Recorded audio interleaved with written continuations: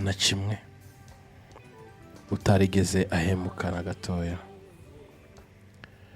Muri we yemeye gusuzugurwa, yemera gutukwa, nyamara kuko yemeye no kujya ku musaraba arabambwa ndetse arapfa, baramuhamba. Benshi bararira, ariko twabonye ubugingo buhoraho icyo gihe ubwo yari ahisemo kutubera ishungu. Iki ni igitondo kidasanzwe kandi ni igitondo cy'umugisha, ko twongeye kubona undi munsi udasanzwe Data duhaye kandi twishimiyemo, atakiguzi na kimwe twishyura, nta gitambo na kimwe dutamba kugira ngo kibe impamvu, kibe impongano z'ibyaha byacu. Ahubwo uyu munsi tugiriwe undi mwanya udasanzwe, kubera ko ni iby'agaciro kuba turi amahoro, duhumeka umwuka w'abazima, kandi koko turi bazima. Iki ni igitondo cy'umugisha kandi igitondo tubonye kugira ngo tukinezererwemo. Turabyutse, kandi ubwo tubyutse tubyukijwe no kugira ngo dufate umwanya udasanzwe, ducishijwe bugufi munsi yo kubaho kwawe. Tubonye Imana nyir'ibihe yongera kuvugana natwe muri iki gitondo cy'umugisha. Data nyir'ibihe, Imana ikiranuka kandi uwera wacu uhoraho, ntabwo ujya ukiranirwa kandi ntabwo ujya ukizwa. Niyo mpamvu muri iki gitondo twongeye gufata akanya kadasanzwe, akanya k'umugisha, kugira ngo ducishwe bugufi nuko kubaho, maze imitima yacu yuzura umunezero, imitima yacu yuzura ibyishimo, kubera ko tubonye kubaho kw'Imana. Ni umunezero kubera ko tubonye ibyishimo, kandi ni umunezero ko dufite impamvu ituma twishima, tugaseka, tukabaho, tugahamya imirimo ikomeye. Icyubahiro cyawe nta wundi mwagisangira, icyubahiro cyawe ni icyawe nyir'ibihe, ariko imitima yacu ifashe aka gahe kugira ngo ibivuge. Hari byinshi byakabaye byaraducecekesheje, ibihe byacu tunyuzemo byakabaye byaraducecekesheje tugaceceka. Iminsi duhagazemo yakabaye iducecekesha tugaceceka.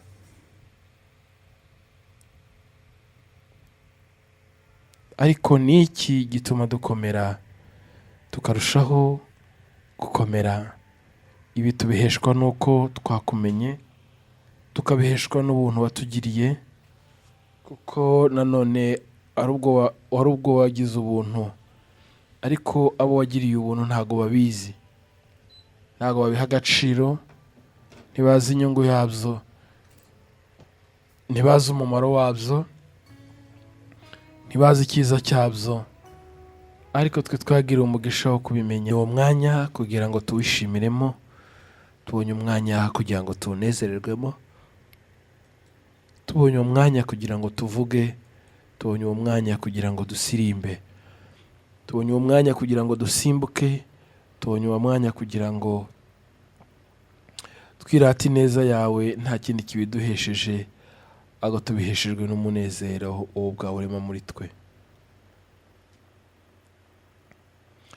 Iyi ni isi y'imibabaro, iyi si y'imiruho, n'isi itaturemera ibyishimo, kandi n'isi ituyemo abatadukunda, ndetse n'isi buri munsi idusaba igiciro kugira ngo itwemerere kubaho, ariko idafite garanti yo kuduha ngo tubeho. Niyo mpamvu muri iki gitondo hari umuntu uzindutse ari kunyumva kubera ko yabigize umuco, akabigira umuco wo gushima, wo wazindutse ngo uyu munsi dusengane. Nyemerera ufate umwanya ubwira Imana ngo muri iki gitondo nisanze ndi amahoro, ariko ubwo nisanze ndi amahoro mfite umunezero mu mutima. Biheshejwe n'iki? Biheshejwe n'ubuntu bwawe, biheshejwe n'urukundo rwawe, biheshejwe n'ineza yawe no kugira neza kwawe. Atakindi kiguzi nishyura, ahubwo ari ukugira neza kose ufite mu mutima. Niyo mpamvu aka kanya mfatanyije n'abera gushima, niyo mpamvu aka kanya mfatanyije n'isi muri rusange gushima, nanjye mfite ibyishimo mu mutima wanjye. Bwira Imana ko ubyukanye ishimwe, kandi koko ufite ishimwe ryuzuye umutima wawe.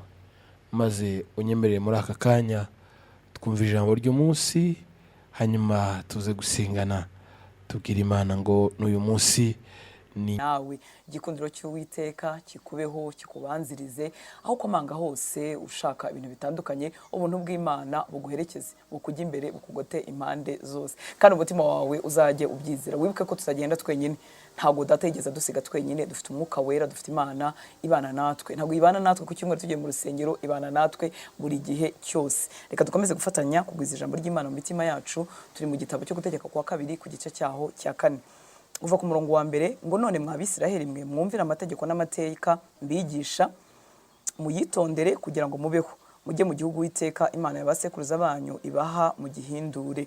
Ntimukongere ku mategeko mbategeka, ntimukayagabanye, mubone kwitondera amategeko y'Uwiteka Imana yanyu mbategeka. Ni bya bintu by'uruhererekane Mose arimo kubasubiriramo, ariko arimo arababwira inyungu zo kumvira Imana. Ngo nimujya muri iki gihugu Uwiteka Imana yanyu arimo abaha kugihindura, muzakomeze kumvira amategeko y'Uwiteka kugira ngo mubeho. Nagira ngo nkubwire, nubwo utahura n'ingorane zitandukanye zo tujya tuvuga hano ku isi, ariko iyo uri kure y'Imana, iyo uri munyuranya n'Imana ishaka, utakaza amahoro mu mutima, ugira ikintu cyo kumva utakaje umutekano, kumva utaryohewe muri ubu buzima. Hari amahoro azanwa no kumvira Imana. Nawe yarabwiye ngo nimuyumvira muzabaho neza, muzagubwa neza. Arakomeza bishimangira kuko azi neza ko umutima w'umuntu wibagirwa vuba. Na n'uyu munsi umutima w'umuntu wibagirwa vuba. Uzajya uhora wibwira ibyo Uwiteka avuga kugira ngo ubashe kubigumamo no kutabivamo. Kuba umuntu yabivamo ni ibisanzwe, hari abigeze kubivamo bihagazemo neza, bukeye babivamo. Nawe rero nurangara ntukomeze kubyitaho, nawe wabivamo. Turi abantu twese kimwe, ntacyo turusha abandi. Niyo mpamvu birivuga ngo uhagaze niyirinde atagwa. Gukomeza gutekereza ku byo Uwiteka avuga biturindira kugira ngo intambwe zacu zigome mu byo yadusabye. Ku murongo wa 3, amaso yanyu yiboneye ibyo Uwiteka yakoreshejwe n'ibya Bali y'i Pewori, kuko Uwiteka Imana yanyu yarimbuye abantu bose bakurikije ibya Bali y'i Pewori, ikabakura hagati muri mwe. Ariko mwebweho abifatanyije n'Uwiteka Imana yanyu muracyariho mwese uyu munsi. Arimo arabibutsa ukurimbuka kwabaye bazira ko bakurikije ibya Bali y'i Pewori, muri ko habayeho umugiga abantu bagapfa cyane. Arimo arabibutsa ati mwibuke yuko byarakaje Uwiteka bigatuma habapfa abantu benshi. Cyo kintu muhore mukizirikana ko kujya kure y'Imana kwanyu kuzabaviramo ingaruka, ntimubifate nk'ibyoroheje. Arongera abibutsa ngo ariko mwebwe abatarifatanyije na Bali y'i Pewori dore muracyari, icyo cyabarindishije muzagikomeze kugira ngo mukomeze murindwe. Ku murongo wa 5 n'uwa 6, dore mbigishije amategeko n'amateka uko Uwiteka Imana yanjye yantegetse, kugira ngo abe ariko mugenzereza mu gihugu mujyanwamo no guhindura. Nuko mujye muyitondera muyumvire, kuko ariko ubwenge bwanyu n'ubuhanga bwanyu mu maso y'amahanga azumva ayo mategeko yose, akavuga ati ni ukuri iri shyanga rikomeye n'ubwoko bw'ubwenge n'ubuhanga. Aracyabibabwira ngo mbigishije amategeko n'amateka y'Uwiteka byose, kugira ngo igihugu mugeramo muzakomeze kuyakoreramo. Hari igihe mu rugendo umuntu agenda yubaha Imana, ariko yagera mu kintu asa nkaho yari yarasabye Imana kiza kimunejeje, bya bindi yakoze mu rugendo ruganayo byo kubaha Imana akabirekera hagati aho ngaho. Si cyo kidukwiriye. Niba hari ikintu wasabye Imana runaka cyo kuzagirirwamo neza ukiri hano ku isi, wigerayo ngo wibagirwe uko wagendanye n'Imana urimo ukigana. Arongera avuga ngo nimuyumvira amahanga yose azabita abanyabwenge, azabita abahanga. Wari uzi ko kumvira Uwiteka no gutunga amategeko n'amabwiriza y'Uwiteka mu mitima yacu biduhindura abanyabwenge imbere y'abatureba n'abo tubana nabo? Ku murongo wa 7 n'uwa 8, mbese hari ishyanga rikomeye rifite Imana iriri hafi nk'uko Uwiteka Imana yacu ituba hafi iyo tuyambaje? Kandi ni ishyanga rikomeye ki rifite amategeko n'amateka atunganye ahwanye n'aya mategeko yose mbashyira imbere uyu munsi? Ibi ngibi yarabibukije ahangaha, byari ibintu byo kwirata, byari ibintu byo kwishimira, byari ibintu byo gutuma bagira ishema ry'Imana bagendana nayo. Ese hari irindi shyanga rifite Imana ikomeye iriba hafi nk'uko Imana yacu tuba hafi iyo tuyambaje? Kandi uko niko Imana yacu itumereye. Nta yindi Imana ibera hose icyarimwe, nta yindi Imana izi byose, ifite imbaraga zishobora byose, ariko Imana twiringiye umuremyi w'ijuru n'isi ni Imana ituba hafi kandi ni Imana itagira ikinani. Yarimo kubibutsa rero Imana igendana nabo kugira ngo bibabere imbaraga kandi babyishimire. Ku murongo wa 9, wirinde gusa ugira umwete wo kurinda umutima wawe, we kwibagirwa iby'amaso yawe yiboneye bye kuva mu mutima wawe iminsi yose ukiriho, ahubwo bimenyesha abana bawe n'abuzukuru bawe. Ujye wibuka wa munsi uhagarariye imbere y'Uwiteka Imana yawe kuri Horebu, ubwo Uwiteka yambwiraga ati nteraniriza abantu mbumvisha amagambo yanjye kugira ngo bige kunyubaha iminsi yose bazarama mu isi, kandi bigishe n'abana babo.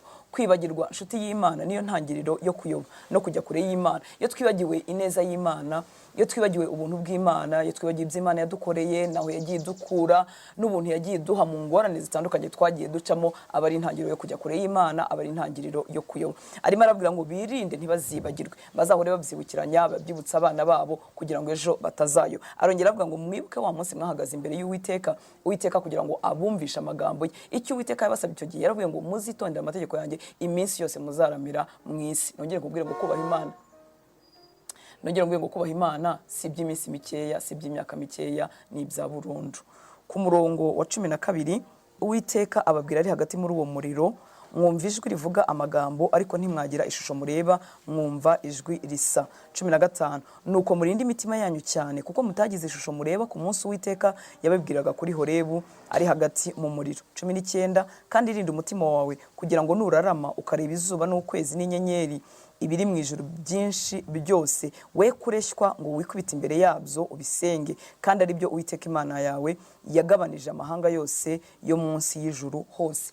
Uwiteka kuterekana ishusho ye yabigize nkana. Abantu murabizi dukunda ikintu kiri materiel, ikintu gifatika, ikintu twakoraho kikaba ari cyo kitubera Imana cyangwa se ari cyo kitugenga nk'uko bimeze. Ahanga Uwiteka yabahishije ishusho ye, aravuga ngo mwumvise ijwi gusa ntimwabonye ishusho. Ntimuzashukwe rero ngo murebe inyenyeri, murebe ukwezi, mubibone nk'ibintu bikomeye cyane bihambaye hanyuma ejo mubyikubitse imbere. Murabizi igihe basubiraga inyuma babwiye Aroni abaremereye Imana bareba ikimasa. Abantu bakunda ikintu gifatika, niyo mpamvu isengesho, amagambo abantu batabiha agaciro, ariko inzaratsi akantu gafatika basiga ahantu bambara abantu bakumva bagahaye agaciro. Iyi Mana yisemo kuterekana ishusho yayo yabikoze nkana, ariko ni Imana yo kwizerwa kandi ibera hose icyarimwe. Ku murongo wa 25, ubwo muzamubyaye abana n'abuzukuru mukamumaze igihe kirekire muri icyo gihugu, nimwiyonona mukarema igishushanyo kibajwe mu ishusho y'ikintu cyose, mugakora icyo Uwiteka Imana yawe ibona ko ari kibi mukayirakaza, uyu munsi ntanze ijuru n'isi ho abahamya bazabashinja yuko muzarimbuka vuba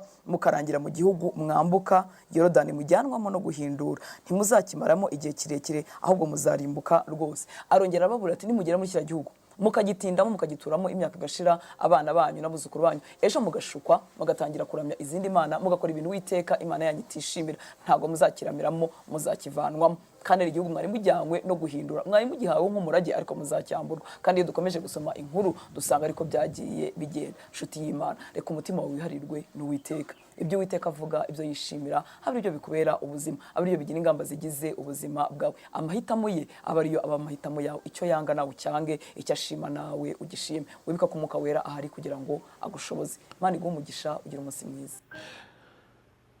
Uhitemo icyo Uwiteka ashaka, kandi umutima wawe wishimira Uwiteka kandi umwumvire, kuko tubonye ko kuva kera benshi bakomeje kugenda banga kumvira ubushake bwe, nyamara ntibizabahiriye, ntibizabaguye neza. icyo Uwiteka gusaba muri iki gitondo ni iki, kandi icyo umwami agusaba ni iki? Yagutanzeho igiciro gikomeye cy'amaraso kugira ngo uhinduke, kugira ngo aguhindure ubwoko bwe, kugira ngo uhinduke, hanyuma uzabone ubugingo buhoraho, nyamara nta kindi kiguzi, kubera ko yishyuye ideni ryose. Yatwishyuriye ideni, kandi impamvu yishyuye ideni ni uko yashaka ngo nawe uzabeho unezerewe, kandi ubuzima bwawe buzatuzwe heza. Rimwe na rimwe mu isi duca mu bihe bitatwemerera guseka no kwishima, ubundi tukanyura mu bihe bidutera umubabaro n'agahinda, ubundi ntitugire igihe cyo guseka no kwishima, tukabaho imitima iduhagazemo, tukabaho duhangayitse, tukabaho nta byishimo, kandi tukabaho imitima idatuje. Ariko uyu ni umwanya udasanzwe, kuko n'undi munsi ufite agaciro ku buzima bwawe, n'undi munsi ufite agaciro ku buzima bwanjye, kubera ko data yatwongereye undi munsi, andi masaha, akandi gahe. Benshi ntibakiriho, benshi bagize ahacecekerwa, kandi ntabwo babitewe n'uko bakiraniwe ngo babe bari kuzira ibyaha bakoze, hanyuma twe tube turiho kubwo twakiranutse.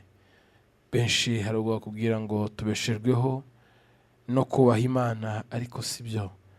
Twebwe ni inshingano zacu, kandi no gupfa no kurama ni inshingano z'Imana. Ndabizi neza ko hari impamvu nyinshi zigutera gutuma ushima, ariko hakaba n'impamvu nyinshi zigutera kwiganyira, hakaba n'impamvu nyinshi zigutera kwicuza, hakaba n'impamvu nyinshi zikwima ibyishimo kandi ubikeneye. Ariko niba uri kunumva neza nshuti yanjye, ndagira ngo uyu munsi wongere gutekereza ngo ni iki cyatuma niganyira, niheba. Ko ijambo ryatubwiye ngo umutima wawe kandi Imana ibe muri wowe, kandi ugendere muri yo. Ese ni iki kigutera kwiganyira? Ni iki kigutera kwiheba? Ni iki gituma ugira umubabaro kandi bitagukwiriye? Impamvu bitagukwiriye ni impamvu yumvikana. Data nyir'ibihe, Imana ikiranuka, yakoze ibikomeye kandi yakoze ibikwiriye kugira ngo ube mu munezero w'ibihe byose. Muririmbyi aravuga ngo nta mahoro yuzuye twabona muri iyi si, ngo kwa Data niho honyine hasendereye amahoro. Nuko azi ibyo mu isi, nuko azi ibihe ducamwo, nuko azi ibihe bitugora, kandi nawe ubwe bimugora. Arangije aravuga ngo ni hehe abizera bazajya kuba? Neza neza neza nuko yari azi ko hari aho abizera bazajya kuba. Ni mu gihugu kitarimo amarira, ni mu gihugu kitarimo ibiza, inkangu n'ubunyereri, n'isuri, n'ibitwara abantu. N'ibihugu byinshi byagerageje kurinda ibyo, ariko bikanga bikaza, bagahura n'umwijima, bagahura n'inzitizi, bagahura n'imvura, bagahura n'ibiza, bagahura n'ibyorezo, bagahura na krize, bagahura n'intambara. Ni henshi tubonye ko ibi byose bibaho koko. Ariko twebwe iwacu, aho tuzaba, aho tuzatura, hatandukanye n'aho ducumbitse uyu munsi. Nta bituro bizabayo, nta biza bizabayo, nta byorezo bibayo, nta nzara ibayo, nta gukubitwa kubayo, nta bupfakazi bubayo, nta burushi, nta bugumba, nta kugumirwa, nta krize.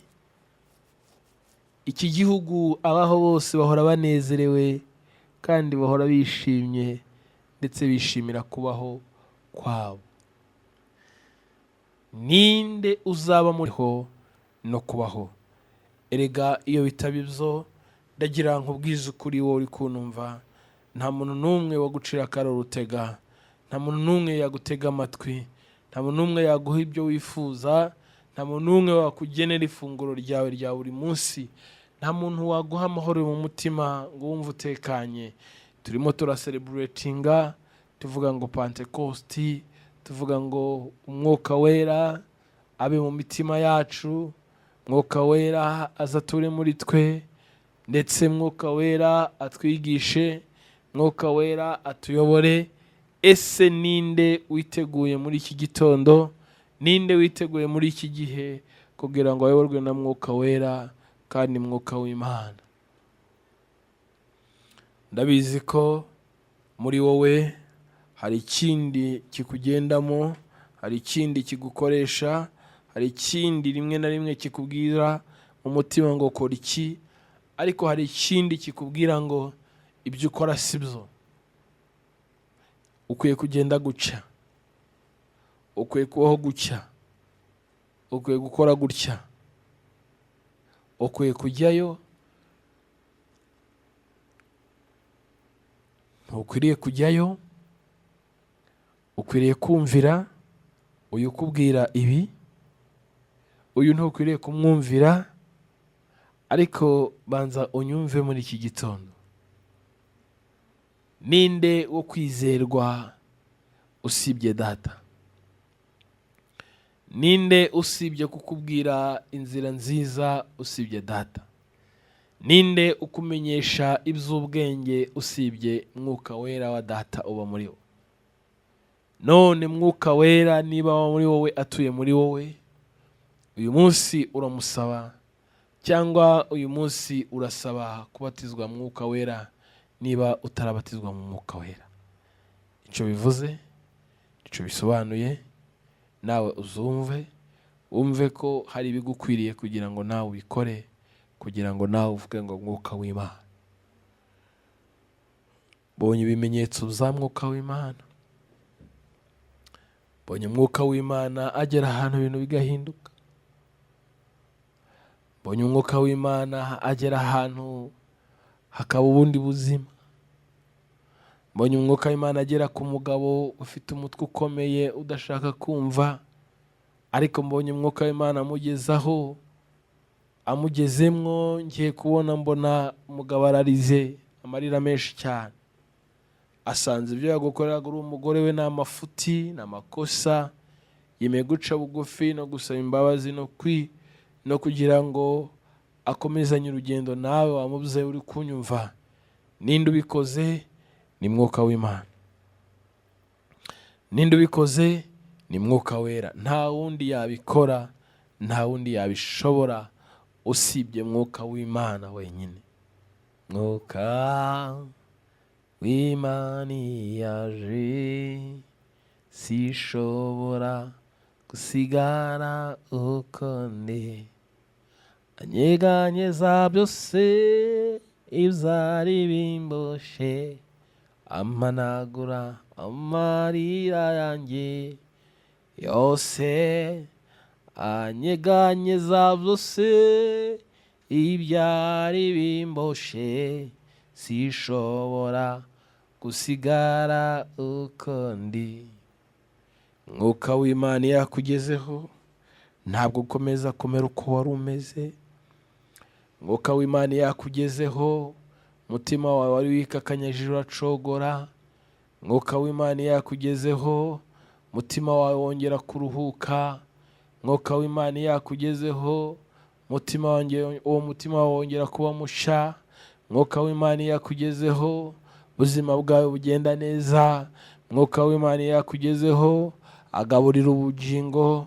Mwuka w'Imana yakugezeho, afata umutima wawe akawusogota, agakuramo ikibi, agakuramo ikigambirirwa cyose kibi, yarangiza akavuga ngo mwana wanje ndakumva, mwana wanje nguteze amatwi, mwana wanje ndakuyobora, mwana wanje ndakwigisha.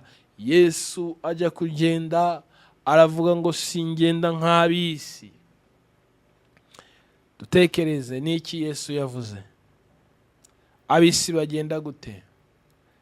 Ntibasezera. Ab'isi iyo bagenda ntibashobora gusiga useka. Benshi bagusiga ukomeretse, benshi bagusigurira, benshi bagusiga nta byishimo ufite muri wowe. Abo ni ab'isi.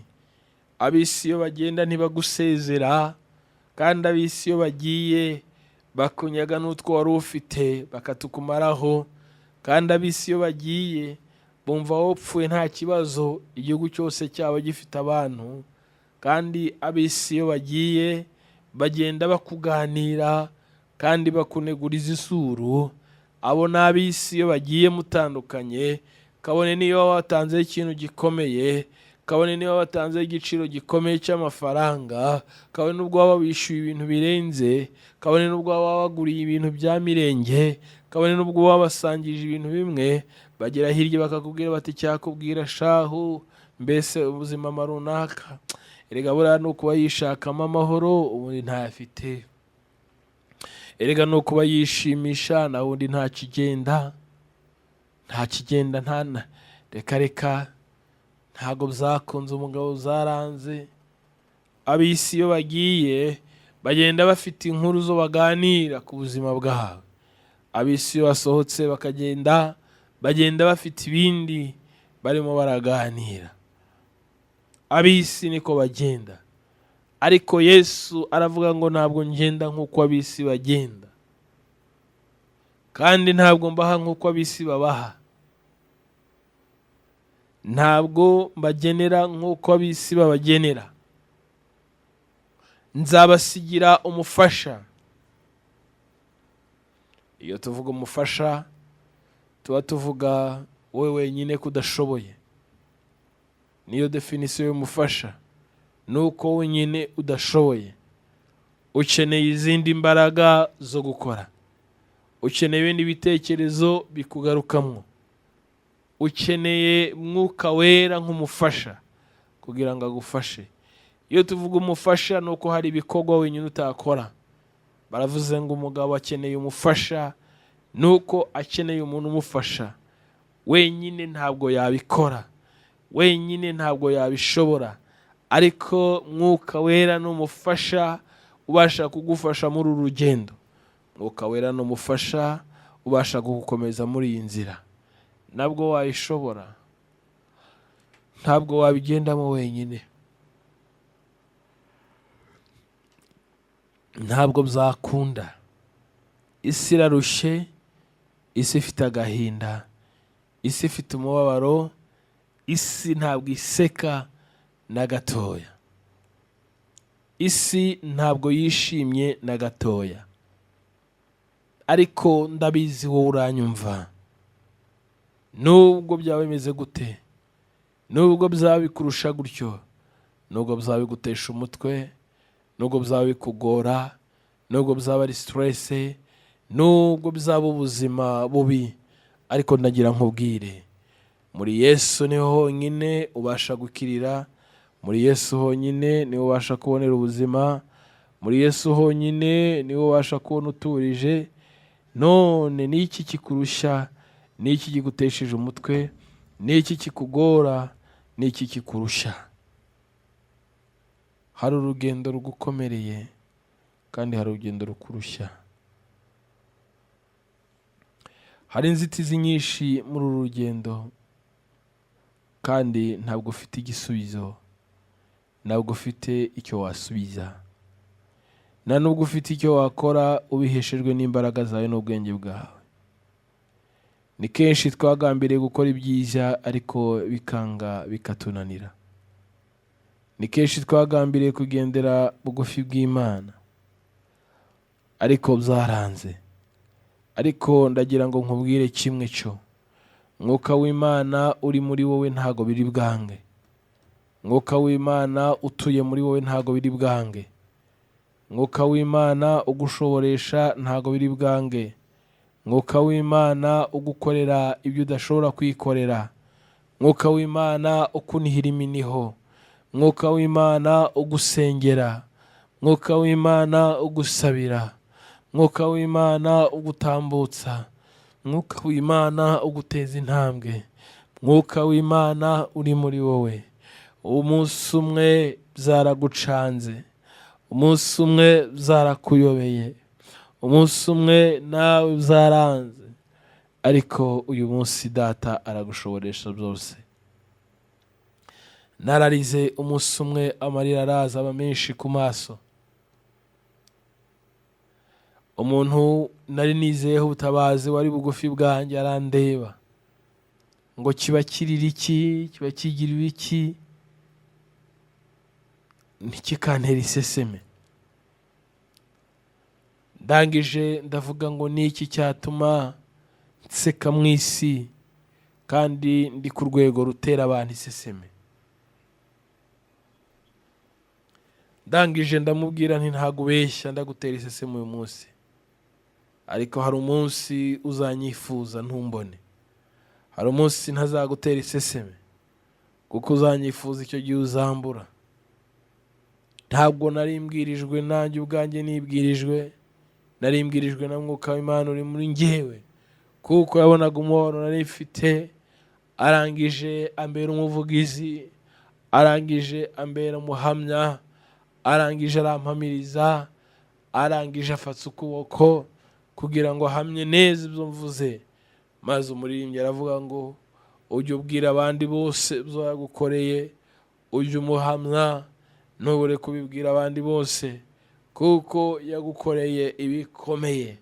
Nanjye ndangije ndavuga ngo yewe uyu munsi ndaciriritse, uyu munsi nteye iseseme, uyu munsi ndimo ndakurusha, ariko iyo uza kumenya ko ndi mu mwuka w'Imana, kandi umwuka w'Imana ugendana nanjye, ubana nanjye, ambwira ibi, anyereka ibi, aranjyana aha. Ariko uyu munsi ntabwo yabasha no kuza ngo asuhuze. Sibyo nirata, ahubwo ndakubwira icyo data akora muri wowe. Ndabizi neza ko uwo mubana atabasha kukumva no kugutega amatwi. Ndabizi kutekereza no kuwabibwira Yesu bikakunanira. Iyo ndimo ndakubwira ngo bibwire Yesu, wibaza n'ahantu wahera ngo bibwire Yesu bikanga. Ariko umviriza amagambo ndaguha muri uyu mwanya, mbwirijwe na mwuka w'Imana ukorera muri nge. Nuko utari wenyine, nuko udakwiye kugenda wenyine, ntabwo ukwiye kwiyobora, ahubwo ukwiriye umufasha. Abagore bacu twashatse, twita abafasha bacu, arakubwira ngo ibinda byanze ukabyanga, nawe umutera amahane. Umwanditsi w'umuhanga arandika, yandika amagambo akomeye, aravuga ibyo umwuka wera ashaka, ibyo ntabwo kamere ibishaka. Ibyo kamere yimika kandi ishaka, ntabwo umwuka w'Imana bishaka. Ndagira nkubwire inshuti yanjye, ni iki cyakunezeza mu isi? Ni iki wemeye guha umwanya wawe ngo kiyobore kamere yawe? Ni iki gitumye wirukana mwuka w'Imana ukavuga ngo akwiye kuva muri njyewe ntagumemwo? Ni iki gituma wumva ko wihagije inshuti yanjye? Rimwe na rimwe hari ubwo duha abantu ibiganiro ukamubaza ngo ni iki cyagushoboje, ese ni iki cyagukoresheje ngo uyu munsi bibe bigeze aho ugeze? Yarangiza yamara akakubwira ngo mwuka w'Imana gusa, Yesu wenyine, Imana ubwayo nibyo byamfashije, nibo bamfashije. Ntabwo njyewe nari kwifasha, nariho mu buzima bugoye, nariho mu mibereho mibi, nari uwo guterwa inkota, nari uwo kugirirwa nabi. Ariko Yesu wemeye kumanuka ku musaraba, yaratutswe, yarasuzuguwe, yaratotejwe, yarashonje, yagize inyota, izuba ryamuviriyeho ku uyu musozi wa Nyabihanga, i Nyabihanga aho Yesu yabambwe. Igorigota ku giti niho Yesu yabambwe.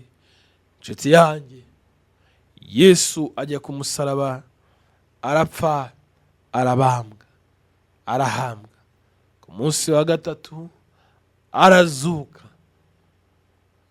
Ku munsi wa gatatu arazuka. Warusenya ukarwubaka mu minsi 3. Yesu yongereye gusana umutima wawe. Mwuka wera aze akurikiye.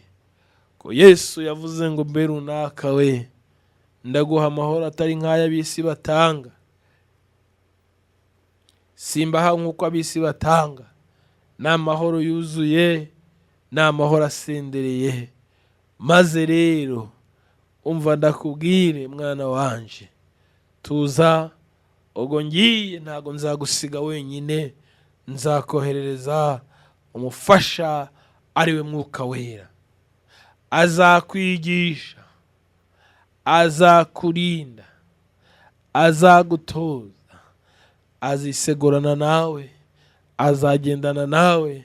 Aho uzajya hose uzajya uvuga, bavuge ngo mbega umugore mwiza uri mu Mwuka w'Imana, mbega umugabo mwiza uri mu Mwuka w'Imana. Ibyo nta kindi kibiguhesha, ni impano y'Imana, ni impano ya Data. Ariko birakwiriye kuba bugufi bwe, birakwiye kutindana nawe, birakwiye kuhaguma. Tugiye gusenga. Tarakomeye mu Rwanda, turahura aho yarari hariya. Ninkubwira ngo umusitari, umve ko ni wa muntu ushobora guca muri karitsiye abantu bose bati uri runaka, bakamumenya uwo ni umusitari, kuko si karitsiye yavukamo, hagavukiraho. Niyo mpamvu iwanyu bamuzi ko ari umusitari n'ahandi. Hanyuma birangije, icyo mvuga gikomeye si uko twahuye, ahubwo icyo mvuga gikomeye cyabaye nuko yansuhuje. Dutaziranye, ntabwo nzi cyangwa se aranze. Arangije arambwira ngo bikaye ntibyiza. Ndabwira ndi power. Ati nipatie 200 francs wande. Ati wa mamagana 2 yo kunywa intore. Nurwo wego uri hose rwo gusaba 200, rwo kunywa intore, rwo kurara uhagaze ku muhanda. Ntabwo Mwuka wera ari kure yawe, ari hafi yawe, arimo aragukomanga umutima ngo mwana wanje. Ibyo niko kuri, arimo aragukomanga umutima ngo mwana wanje uri he, kuri kujya kure yanje. Mwuka wera agenda muri wowe akubwira ngo iki ni kibi, iki ni cyiza.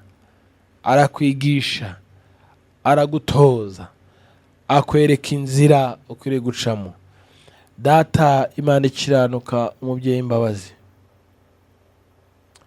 wagize neza kuko turi amahoro atakiguzi twishyura. Urukundo rwawe n'imbabazi zawe no kugira neza kwawe byaraturinze, biradusigasira, turi amahoro. Benshi